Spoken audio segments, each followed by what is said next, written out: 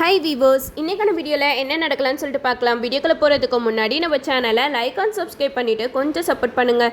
வாங்க இப்போ வீடியோக்குள்ளே போகலாம். எபிசோட் ரொம்பவே இன்ட்ரெஸ்டிங்காக போய்கிட்டு இருக்கு. நம்ம சாமுண்டீஸ்வரி கார்த்திகிட்ட சொல்லிட்டு வந்துடுறாங்க, இங்கே பாருடா, இனிமேட்டு தான் இந்த சாமுண்டீஸ்வரியோட ஆட்டத்தை பார்க்க போகிறேன். நீ நினச்சாலும் இந்த ஜெயிலேருந்து வெளியில் வர முடியாது அப்படின்னு சொல்லிட்டு போயிடுறாங்க.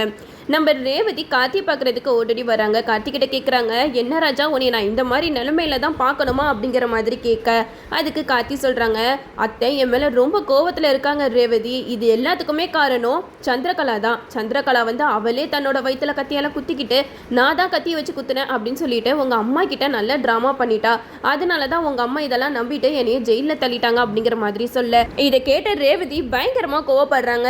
சித்தி இந்த அளவுக்குலாம் போவாங்க நான் கொஞ்சம் கூட எதிர்பார்க்கல ராஜா. உன் மேலே அநியாயமாக ஒரு பழியை தூக்கி போட்டு இப்படி ஜெயிலில் உட்கார வச்சிட்டாங்களே அப்படிங்கிற மாதிரி ரேவதி சொல்லிக்கிட்டு இருக்காங்க. அப்போ கார்த்தி சொல்கிறாங்க, நீ கவலைப்படாத ரேவதி, நான் சீக்கிரமாகவே வெளியில் வந்துடுவேன் அப்படின்னு சொல்லிட்டு சமாதானப்படுத்தி அனுப்புகிறாங்க. இருந்தாலும் நம்ம ரேவதி சமாதானம் ஆகிற மாதிரியே தெரியல.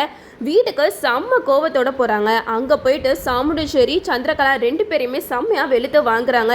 என்ன தைரியம் இருந்தால் என் புருஷன் மேலே இப்படி ஒரு பொய் பழியை தூக்கி உள்ளே உட்கார வச்சிருப்பீங்க அப்படிங்கிற மாதிரி சொல்ல, அதுக்கு சாமுண்டீஸ்வரி சொல்கிறாங்க, என்ன ரேவதி லூசு மாதிரி பேசிக்கிட்டு இருக்க, அவன் பண்ண தப்புக்கு தான் அவன் ஜெயிலில் இருக்கான் அப்படிங்கிற மாதிரி சொல்கிறாங்க. அதுக்கு ரேவதி சொல்கிறாங்க, நீங்கள் நம்புறீங்களாம்மா, ராஜா அப்படிப்பட்டவனா? இவ்வளோ நாளாக நம்ம வீட்டில் அவன் இருந்திருக்கானே, அவனை பற்றி உனக்கு தெரியாதா அப்படிங்கிற மாதிரி ரேவதி சாமுண்டீஸ்வரிக்கு செம்மையாக கேள்வி கேட்குறாங்க. அப்போது சந்திரா சொல்கிறாங்க, இங்கே பார் ரேவதி, அவன் சரியான கிரிமினல். அவனை பற்றி தெரிஞ்சுதான் அக்கா இப்படி ஒரு முடிவு எடுத்திருக்கா அப்படிங்கிற மாதிரி சொல்ல, இதை கேட்ட சாமுண்டீஸ்வரி சொல்கிறாங்க, ஆமாம் ரேவதி, எனக்கு ஆம்பளைங்களே பிடிக்காமல் இருந்துச்சு. ஆனால் ராஜாவோட குணத்தை பார்த்து அவனை எனக்கு ரொம்பவே பிடிச்சிருந்துச்சு. அதனால தான் உனக்கு அவனை கல்யாணம் பண்ணி வச்சேன். அது மட்டும் இல்லாமல் அவன் நல்லவன் நினச்சி நானும் ஏமாந்து போயிட்டேன். என் தங்கச்சி அவனை பற்றி நல்லாவே புரிஞ்சு வச்சுருந்துருக்கா. அவள் ஆரம்பத்துலேருந்தே என்கிட்ட அவனை பற்றி நிறைய விஷயம் சொல்லியிருக்கா. ஆனால் என் தங்கச்சி கூட நம்பாமல் அவன் மேலே நம்பிக்கை வச்சேன். ஆனால் கடைசியில் அவன் எனக்கு என்ன பண்ணான், எவ்வளோ பெரிய துரோகத்தை பண்ணிட்டு போயிட்டான். இப்படிப்பட்ட ஆளெல்லாம் சும்மாவே விடக்கூடாது. அது மட்டும் இல்லாமல் என் தங்கச்சியவே கொல்ற அளவுக்கு போயிட்டான். அவனை நான் விட்டு வைப்பேனா அப்படிங்கிற மாதிரி சாமுண்டீஸ்வரி ரேவதி கிட்ட சொல்ல, இதை கேட்ட ரேவதி சொல்றாங்க, அந்த செங்கல் சொல்லையில என்ன நடந்துச்சுன்னு தெரியுமா? சித்தி அவங்களே தன்னைத்தானே கத்தியால குத்திக்கிட்டு அந்த பழியை ராஜா மேல போட்டிருக்காங்க அப்படிங்கிற மாதிரி சொல்ல, இதை கேட்டு சந்திரா சொல்றாங்க, அக்கா எவ்வளவு பெரிய பொய் சொல்றாக்கா, எப்படிக்கா நானே என்னைய கத்தியால குத்திக்கிட்டு ராஜா மேல பழிய போடுவேன்? இதெல்லாம் நம்புற மாதிரியா இருக்கு. நான் என்ன லூசா என்னையவே கத்தியால குத்திக்கிறதுக்கா அப்படிங்கிற மாதிரி சந்திரா சொல்ல, இதை கேட்ட சாமுண்டீஸ்வரி சொல்றாங்க, இங்க பார் ரேவதி, உன்னை நம்ப வைக்கிறதுக்காக அவன் 1000 பொய் சொல்லுவான். அதெல்லாம் கேட்கறதுக்கு நாங்களாம் ஆள் கிடையாது அப்படிங்கிற மாதிரி சொல்லிடுறாங்க. அதுக்கு ரேவதி சொல்கிறாங்க, என்னமோமா, ஆனால் ஒன்று மட்டும் சொல்கிறேன், என் புருஷனை எப்படி காப்பாற்றணும்னு எனக்கு தெரியும் அப்படிங்கிற மாதிரி சொல்லிட்டு போயிடுறாங்க.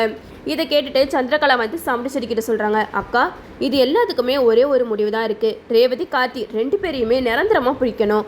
அவங்க ரெண்டு பேர்த்தையும் நிரந்தரமாக பிரித்தா மட்டும்தான் நம்மளால் நிம்மதியாக இருக்க முடியும். அப்படி இல்லைன்னா கண்டிப்பாக இப்படி ஒரு பிரச்சனைலாம் அடிக்கடி வந்துட்டே தான் இருக்கும் அப்படிங்கிற மாதிரி சொல்ல, அப்போது சாமுண்டீஸ்வரி சொல்கிறாங்க, நீ என்ன சொல்ல வரேன்னு எனக்கு புரியல சந்திரா அப்படிங்கிற மாதிரி சொல்லும்போது நம்ம சந்திரா மனசில் நினைக்கிறாங்க, இந்த மரமண்டைக்கு எதுவுமே புரியாது, சீக்கிரமாக டைவர்ஸ் வாங்கி அவங்க ரெண்டு பேர்த்தையும் பிரிப்பாளா, இப்போ என்கிட்ட சஜஷன் கேட்டுட்டு இருக்கா அப்படிங்கிற மாதிரி சந்திரா மனசில் நினச்சிக்கிட்டு இருக்க. அப்போது சாமுண்டீஸ்வரி சொல்கிறாங்க, அப்போ அவங்கள நிரந்தரமாக பிரிக்கணும்னா அவங்களுக்கு டைவர்ஸ் தான் வாங்கி கொடுக்கணும் அப்படிங்கிற மாதிரி சொல்ல, அப்போ சந்திரா சொல்கிறாங்க, அப்பாடா இப்போயாவது புரிஞ்சுக்கிட்டாலே அப்படின்ட்டு சாமுண்டீஸ்வரி கிட்ட சொல்கிறாங்க, ஆமாக்கா நான் நினச்சதை தான் நீயும் சொல்கிற, ரெண்டு பேருக்குமே டைவர்ஸ் வாங்கி கொடுத்தா தான் நம்மளும் நிம்மதியாக இருக்க முடியும் அப்படிங்கிற மாதிரி சொல்கிறாங்க. இது கேட்ட சாமுண்டீஸ்வரி சொல்கிறாங்க, இவ்வளோ நாளாக எனக்கு அந்த யோசனை தோணலை, ஆனால் இப்போ அவங்க ரெண்டு பேருக்குமே டிவோர்ஸ் தான் பண்ண போகிறேன் அப்படிங்கிற மாதிரி சொல்லிக்கிட்டு இருக்காங்க. அப்போ ரேவதியை கூப்பிட்டு சாமுண்டீஸ்வரி சொல்கிறாங்க, இங்கே பார் ரேவதி, உனக்கும் ராஜாவுக்கும் நான் டைவர்ஸ் வாங்கலான்னு முடிவு பண்ணிட்டேன் அப்படிங்கிற மாதிரி கேட்க, அதுக்கு ரேவதிக்கு செம கோவம் வருது. என்ன பேசிக்கிட்டு இருக்க நீயே கல்யாணம் பண்ணி வைப்ப, எனக்கு நீயே டைவர்ஸ் பண்ணி வைப்பியா? அதுக்கெல்லாம் நான் ஆள் கிடையாது. எனக்கு என்ன தான் இருந்தாலும் கார்த்தி தான் புருஷன், அவனை விட்டு நான் பிரியவே மாட்டேன். நீங்கள் என்ன வேணாலும் பண்ணுங்க, நான் பார்த்துக்கிறேன் அப்படிங்கிற மாதிரி சொல்ல, இதை கேட்டால் மயில் ராஜராஜன் பயங்கரமாக அதிர்ச்சி ஆகிடுறாங்க. மயில் சொல்கிறாங்க, என்ன அத்தை, ஏதோ அவங்கள ஏதோ ஒரு பிரச்சனையில் பிரித்து வச்சுருக்கீங்கன்னு பார்த்தா டைவர்ஸ் வரைக்கும் போயிட்டீங்க அப்படிங்கிற மாதிரி கேட்க, அதுக்கு சாமுண்டீஸ்வரி சொல்கிறாங்க, மாப்பிள்ளை நீங்கள் எதுவும் பேசாதீங்க, அவன் எனக்கு பண்ணது பெரிய துரோகம். அப்படிப்பட்ட ஒரு ஆளெல்லாம் என்னோட மாப்பிள்ளையை என்னால் ஏற்றுக்கவும் முடியாது. அந்த கிளவியோட ஃபேமிலியிலேருந்து வரவங்கள என்னால் மன்னிக்கவும் முடியாது அப்படிங்கிற மாதிரி சொல்லிக்கிட்டு இருக்காங்க. இதை கேட்டதுமே ரேவதி அழுதுகிட்டே கோயிலுக்கு போகிறாங்க. இந்த சைடை நம்ம சந்திரா காளியம்மாவுக்கு ஃபோன் பண்ணி இங்கே நடந்த விஷயம் எல்லாத்தையுமே சொல்கிறாங்க. அப்போ காளியம்மா கேட்குறாங்க, என்ன மருமகளே, நம்ம போட்ட பிளான் எல்லாம் எப்படி போய்கிட்டு இருக்கு அப்படிங்கிற மாதிரி கேட்க, அதுக்கு சந்திரா சொல்கிறாங்க, நம்ம போட்ட பிளான் எல்லாம் சூப்பராக போய்கிட்டு இருக்கா அத்தை. நம்ம நினச்சதுக்கு மேலேயும் இங்கே ஒரு விஷயம் நடக்குது. அது மட்டும் இல்லாமல் கார்த்தி ரேவதி 2 பேத்துக்குமே அக்கா டைவர்ஸ் வாங்குறதுக்கு முடிவு பண்ணிட்டா அப்படிங்கிற மாதிரி சொல்லிக்கிட்டு இருக்காங்க. அதுக்கு காளியம்மா சொல்கிறாங்க, இங்கே பாரு சந்திரா, நான் அதுக்கும் மேலேயும் ஒரு பிளான் வச்சுருக்கேன். நான் வந்து ஆளுங்களை ரெடி பண்ணி அந்த கார்த்தியோட கதையை ஜெயிலே போட்டு தள்ளுறதா முடிவு பண்ணிட்டேன். அந்த பழியை தூக்கி அப்படியே சாமுண்டீஸ்வரி மேலே போடணும். ரேவதி காது பட கார்த்தியை போட்டு தள்ள போகிறாங்களாம் சாமுண்டீஸ்வரி அப்படின்னு சொல்லிட்டு அவள் கேள்விப்பட்டா போதும், அம்மா பொண்ணுக்கும் சண்டை வெடிக்கும், நம்ம நினச்சதும் நடக்கும் அப்படிங்கிற மாதிரி சொல்லிக்கிட்டு இருக்காங்க. இது கேட்டதுமே சந்திரா வந்து காளியம்மா கிட்ட சொல்கிறாங்க, சூப்பர் அத்தை, நீங்கள் இப்படியெல்லாம் பிளான் போடுவீங்க நான் கொஞ்சம் கூட எதிர்பார்க்கவே இல்லை. எப்படியாவது ஆளுங்களெல்லாம் செட் பண்ணி அந்த கார்த்தியோட கதையை முடிச்சிடணும். அதுக்கு காரணம் சாமுண்டீஸ்வரி தான் அப்படின்னு சொல்லிட்டு இவளையும் உள்ள தள்ளி வச்சிடணும் அப்படிங்கிற மாதிரி சந்திராவும் ஒரு பக்கம் பேசிக்கிட்டு இருக்காங்க. இந்த சைடு நம்ம ரேவதி வந்து கோயிலுக்கு போய்கிட்டு இருக்காங்க. அப்போ அந்த கோயிலில் வந்து 4-5 ரவுடிங்க ரேவதி காது படவே பேசிக்கிட்டு இருக்காங்க. ஏண்டா சாமுண்டீஸ்வரி மேடம் வந்து நம்மளுக்கு பணம் கொடுத்துருக்காங்க, அவங்க சொன்ன மாதிரியே அந்த ஜெயிலில் இருக்க கார்த்தியோட கதையை நம்ம போட்டு தள்ளிடணும், எப்படியாவது கலாட்டா பண்ணி அந்த ஜெயிலுக்குள்ளே போகணும் அப்படிங்கிற மாதிரி பேசிக்கிட்டு இருக்காங்க.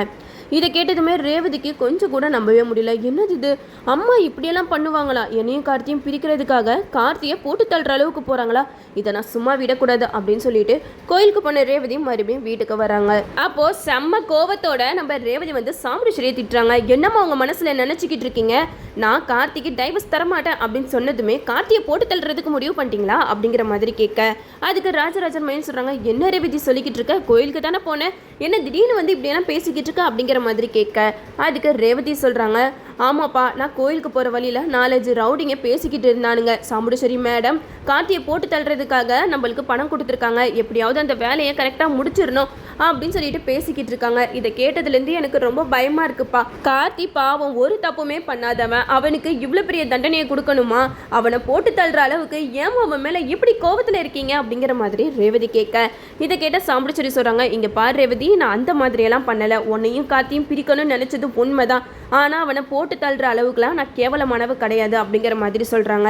அதுக்கு ரேவதி சொல்கிறாங்க, இதே மாதிரி தான்மா சித்தியையும் கார்த்தி வந்து இந்த மாதிரி கத்தியால் குத்திருக்க மாட்டான்னு சொல்லிட்டு நான் நம்புகிறேன், ஆனால் நீங்கள் மட்டும் எதுக்காக நம்ப மாட்டீங்கன்னு எனக்கு புரியல.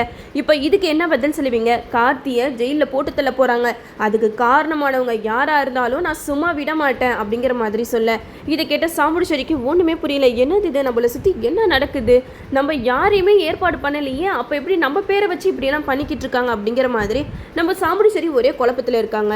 ரேவதி வந்து சாமுண்டீஸ்வரி கிட்ட சொல்லிட்டு போகிறாங்க, கார்த்திகை ஏதாவது ஒன்று ஆச்சுன்னா என்னை யாருமே உயிரோடவே பார்க்க முடியாது அப்படின்னு சொல்லிட்டு போயிடுறாங்க. இதை கேட்டதுமே ராஜராஜன் வந்து சாமுண்டீஸ்வரி கிட்ட சொல்கிறாங்க, என்ன ஈஸ்வரி, நீ கொலை பண்ணுற அளவுக்குலாம் போவியா, நீ இந்த மாதிரிலாம் பண்ணுவேன் நான் கொஞ்சம் கூட எதிர்பார்க்கவே இல்லை அப்படிங்கிற மாதிரி கேட்க, அதுக்கு சாமுண்டீஸ்வரி சொல்கிறாங்க, இங்கே பாருங்க, நீங்கள் கூட நீ நம்பலையா, நான் இப்படியெல்லாம் பண்ணுறவளா, நான் எறும்புக்கு கூட துரோகம் நினைக்க மாட்டேன், அது எப்படி என் வீட்டில் இவ்வளோ நாளாக அவன் டிரைவராக வேலை பார்த்துருக்கான், என்னதான் இருந்தாலும் அவன் எனக்கு ஆகாதவனாக இருந்தாலும் அவனை கொல்ற அளவுக்குலாம் நான் போக மாட்டேன், இதுக்கு பின்னாடி ஏதோ ஒரு பெரிய சதி நடக்குது அப்படிங்கிற மாதிரி நம்ம சாமுண்டீஸ்வரி ராஜராஜன் கிட்ட சொல்கிறாங்க. அப்போ மயில் சொல்கிறாங்க, ஆமாத்த, நீங்கள் சொல்கிறது கரெக்டு தான், யாரோ இப்படியெல்லாம் பிளான் பண்ணி தான் கார்த்தியை தூக்கி உள்ளே வச்சுருக்கணும், அது மட்டும் இல்லாமல் நீங்களே கார்த்தியை போட்டு தள்ளுறீங்கன்னு சொல்லிட்டு இப்படியெல்லாம் வதந்தியை பரப்பி விட்டுட்ருக்காங்க. இதுலேருந்தே உங்களுக்கு புரியலையா, இதுக்கு பின்னாடி யாரோ இருக்காங்க, கண்டிப்பாக சின்னத்தைய கார்த்திக் வந்து கத்தியாலெல்லாம் குத்திருக்க மாட்டான், இது ஏதோ பெரிய சதி அப்படிங்கிற மாதிரி நம்ம மயில் வந்து சாமுண்டீஸ்வரி கிட்ட சொல்கிறாங்க. இதெல்லாம் கேட்டுட்டு சாமுண்டீஸ்வரி ஒரே குழப்பத்தில் இருக்காங்க. கண்டிப்பாக இதுக்கு பின்னாடி யாரோ இருந்து தான் இந்த மாதிரிலாம் பண்ணுறாங்கன்றத நம்ம சாமுண்டீஸ்வரியும் புரிஞ்சுக்கிறாங்க. அது மட்டும் இல்லாமல் இதுக்கு பின்னாடி சந்திரா தான் இருக்காங்க அப்படின்னு தெரிஞ்சிச்சுன்னா நம்ம சாமுண்டீஸ்வரி சும்மா இருக்க மாட்டாங்க. அது மட்டும் இல்லாமல் இந்த காளியம்மா, சந்திரா, சிவனாடி இவங்கெல்லாம் பிளான் பண்ணுறேன்னு சொல்லிட்டு கடைசியில் கார்த்தியோட ரேவதியை அவங்களே சேர்த்து வச்சிருவாங்க போல். இவங்க பண்ணுற பிளானெல்லாம் பார்க்கும்போது அப்படி தான் இருக்குது. நம்மளும் வெயிட் பண்ணி பார்ப்போம். ஓகே வீவர்ஸ், இந்த வீடியோ உங்களுக்கு பிடிச்சிருந்தா லைக் பண்ணுங்கள், மறக்காமல் நம்ம சேனலை சப்ஸ்கிரைப் பண்ணிடுங்க.